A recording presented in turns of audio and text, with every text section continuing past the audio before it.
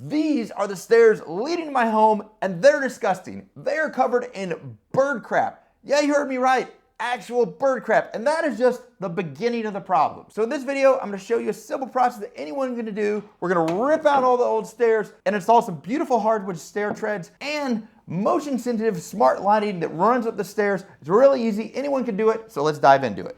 So about the bird crap, those of you who have been following this and remember back when I bought this building when it was abandoned, dilapidated over 3 years ago, the ceiling in the roof access room above these stairs was being used as a nest by a ton of birds. You see all the twigs and everything. Like, it's just disgusting. The whole thing just started following me. Now we just gotta remove this thing. I feel bad, but sorry pigeons, just gotta go. We tried to clean out everything we could, but embarrassingly, there's still like bits of it in and around the stairs. I don't know, it's really gross. I've been putting off the stair project to the very end. And for those of you just interested in installing the stairs and the smart motion sensing lighting, well, that's coming up shortly. But first, we gotta do a quick demo sequence. The only thing really to know with stair demo is you probably wanna start at the top and work your way down. Otherwise, after you remove a few stairs, you're gonna have some access problems demoing the rest. So with that note, let's get this thing ripped out.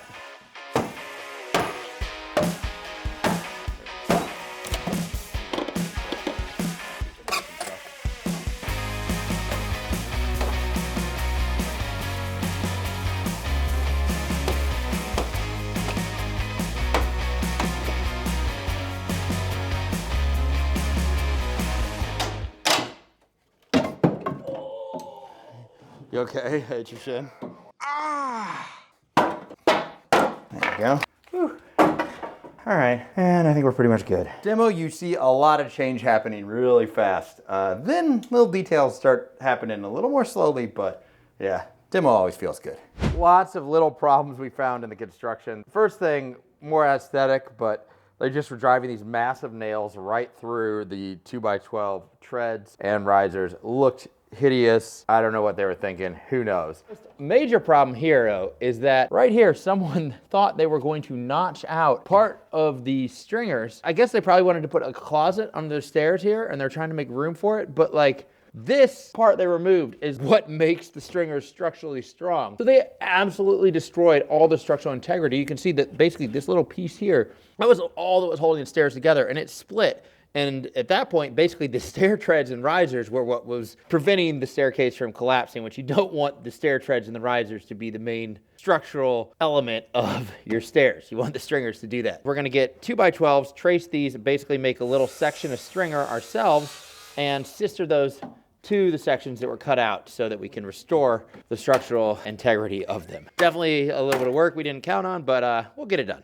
So we put these in 2x4s in as a temporary solution to hold them together. I decided I'm just gonna leave the 2x4s in, put another 2x4 there, essentially make a 2x8 bracelet, and we're just gonna notch out spots where we need to make these the permanent reinforcement. So not what we planned, but it's gonna be ugly but strong. So in this video, we're gonna be using the existing stringers, but doing all the other parts of the stairs ourselves. So for those of you that aren't familiar, really quickly, let's review the terminology we're going to be using for the parts of the stairs, because some of you might not even know that. So we're sitting on stairs I did in the last video. The thing you walk on, that's called a tread. There's a thing that looks like a tread, but it borders the top of the stairs. That's called a landing tread. The piece that goes behind the tread here is called a riser. The stair-shaped support pieces underneath are called stringers. We're also gonna be doing a skirt in this video. Don't have one here, but that's just the trim that runs along the side on most stair designs. So first up, we're gonna head down to the workshop to work on the stair treads. Got the stair treads delivered. They are pre-made, but they are unfinished. I decided to do the finishing myself because it literally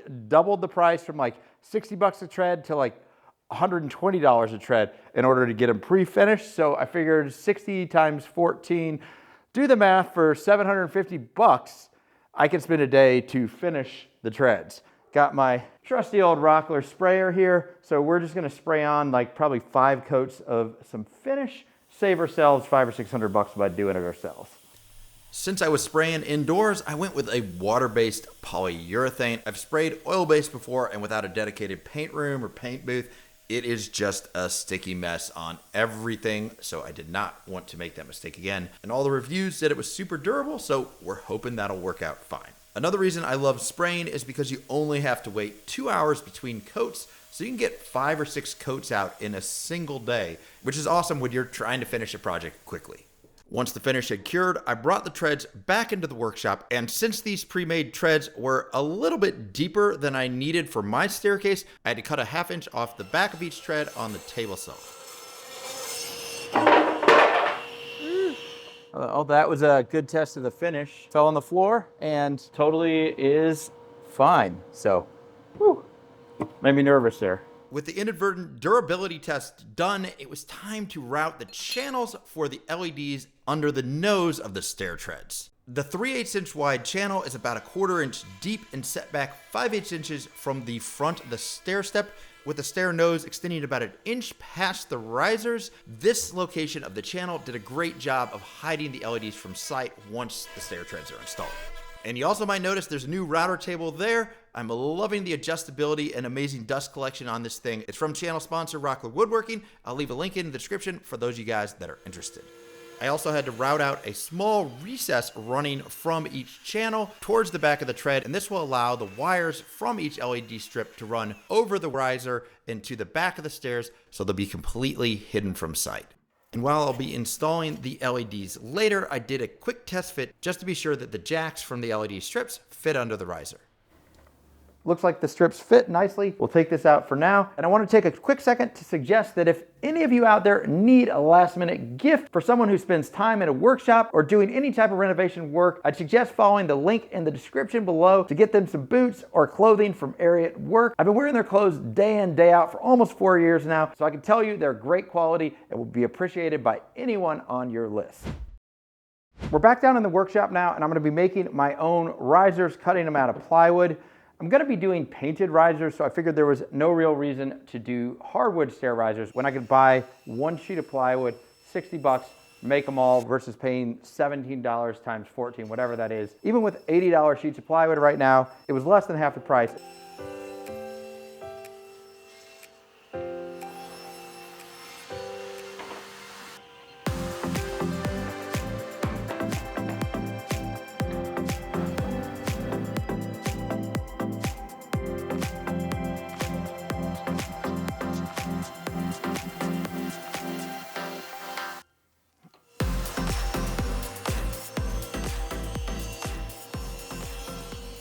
So we got one last step to prep the risers before we start cutting everything to size, and that's going to be drilling a hole for this little motion sensor here.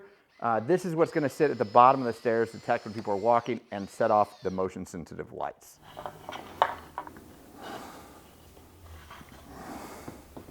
So next step is going to be putting the skirting in, which is the trim that just runs along the side of the stairs. We have a little bit trickier situation than you normally have because we got the brick wall to deal with. I'm going to show you how we do that. There'll be a couple extra steps you wouldn't have to do normally. And we're just going to start by dropping a chalk line on the brick where we want the top of the skirt board to go so that we have a guide, and that should make the whole thing a little bit easier. And there's a ton of videos out there explaining the process to get the angles cut correctly on your skirt board. And since there are entire videos dedicated to this topic, I'm not going to go into that detail here. Do a little research if you want to do this yourself. While it isn't too difficult, it is something that is kind of easy to get wrong if you just dive into it like I normally tend to do. In order to hold it in place, we're going to take these pieces of scrap plywood, are going to get screwed to the stringers, and those will hold the skirt board in place. So once we got a skirt board aligned, cameraman Cam would hold it in place while I pushed the supports against the underside of the skirt and screwed them to the stringer. And by the way, the reason we're doing this is because you can't just use a nail gun to attach the skirts to the brick wall the same way you would a drywall like we've got on the other side. And we were lucky here that the skirt board fit almost perfectly between the stringer and brick wall, meaning that we could just screw through the stringer to the skirt board to attach it permanently. The skirt on the other side was easier since installed against drywall, but there was a little tricky part because we had this protrusion sticking out at the top of the wall that was due to a steel beam behind the wall. But with a little bit of carpentry, an oscillating tool, and a mallet, we were able to fit everything nicely and nail it to the drywall. Before we go further, a quick break for me to eat lunch and tell you about this video's amazing sponsor, Factor, who currently is offering my subs 50% off their first box of meals. If you max this deal out, it's under $6 per meal, Factor's fresh, never frozen meals are delivered to your door and ready to heat and eat in 2 minutes. At $6 per meal, that's less than fast food, less than the bland frozen meals I usually buy at the grocery store. Heck, in many cases, it's less than buying the ingredients and making the meal yourself. And I'll tell you how to get this deal in a second. With my work style, if I stop to make lunch, I totally lose my work momentum. So I just don't. I'm embarrassed to admit, but my lunch is usually just a bland frozen meal from the grocery store, or just grazing on snacks and not even eating a real meal at all. So for me, Factor is a game changer. Their fresh meals are designed by chefs and dietitians, so they're delicious and nutritious and ready to eat in the same amount of time it would take me to prepare a microwave meal. Right now, I've got one of my favorite Factor meals, the roasted tomato and feta cavatappi. Can't wait to eat this once I get done talking to you guys. Last night I had their Indian butter chicken, and the spices and curry on point. If you ever find yourself feeling that your busy lifestyle is preventing you from eating properly, which I'm guessing is a very large percentage of you, then Factor is for you. So here is their deal, which is literally a no-brainer. When you follow the link in the video description and use the code MEDUSTRIAL50, you'll get 50% off your first box. You can get up to a week of food for as little as $5.50 per meal, delivered to your door, fresh, ready to heat and eat in 2 minutes. We all have to buy food, and I bet for a lot of you, this is less than you'd spend for lower quality, less tasty food from other places. So try and Factor out for a week. It's a win-win. And of course, when you follow the link in the description, use the code MEDUSTRIAL50 at checkout, you are also supporting this channel and the content you're enjoying here. So thanks in advance to those of you that decide to give Factor a try. Thanks to Factor for sponsoring this video. Now, I'm gonna eat and let's get back to the content. Now is the fun part. We can start cutting the risers and the stair treads and putting them in. We're just gonna go like 4 or 5 at a time and work our way up the stairs. And to make things easier to get a really tight, nice fit, we're gonna use the ROCKLER stair tread jig. And we're using this jig because walls are rarely straight, meaning the sides of the risers and treads will need to be cut at some subtle angles to fit right. This jig can be adjusted to perfectly lock those angles in and transfer them to your riser so you can cut a perfectly fitting riser without doing any actual measuring or math. Then it's easy to use a circular saw, or in my case, a track saw, to cut the sides of each riser to fit perfectly. To attach the risers to the stringer, I use nails and PL Premium construction adhesive. In almost every video from professional carpenters, this is the adhesive that they are using. I don't know exactly why it's the best. This is just the case where I'm choosing to trust a product that's recommended by the people whose livelihoods depend on that product working properly. One other thing to note here, I have my track saw set with a 5-degree bevel to cut the edges of the risers. This makes the risers a bit easier to fit into place without scratching up the skirts, and also gives a little bit of room for construction adhesive to squeeze into when you install them. Now, as I mentioned, I'm only doing 3 or 4 steps at a time. If you were to try to continue installing risers further up the stairs without having the treads installed below them, it gets very tricky trying to balance on those stringers. Definitely something that would make OSHA freak out. But before the treads were installed, I took advantage of the easy access to the back of the first riser and installed the motion sensor, which is going to trigger the animated lights when someone walks up the stairs. The motion sensor has a plastic nut and just screws right in. It's from a kit that I will talk about more later in the video. I also figured it would be easier to caulk the edges of the risers now, although later on I realized it probably didn't save any time. So with that done, we're finally ready to install the treads.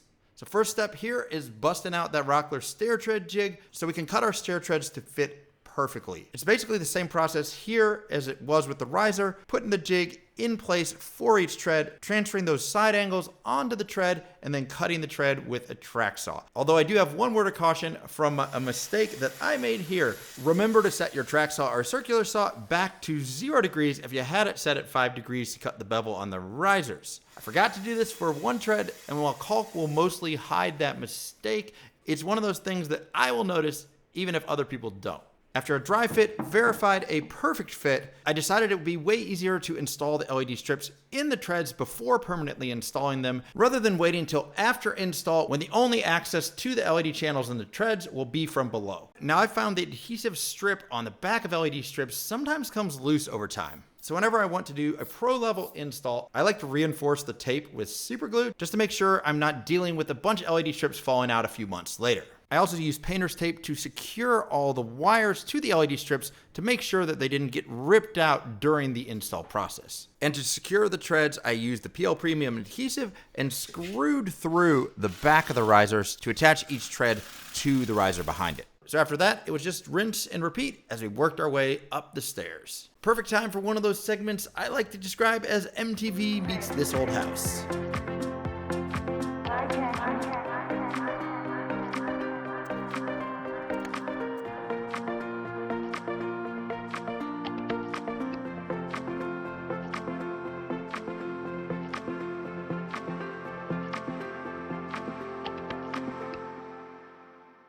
We got wires for the motion sensor here, run down through the post behind the risers there. This one I couldn't measure with the jig, so we'll see a difference in how much caulk is needed because I didn't use the jig on this one and just tried to measure it. Oh yeah, yeah, Steve, that jig pays for itself as far as accuracy.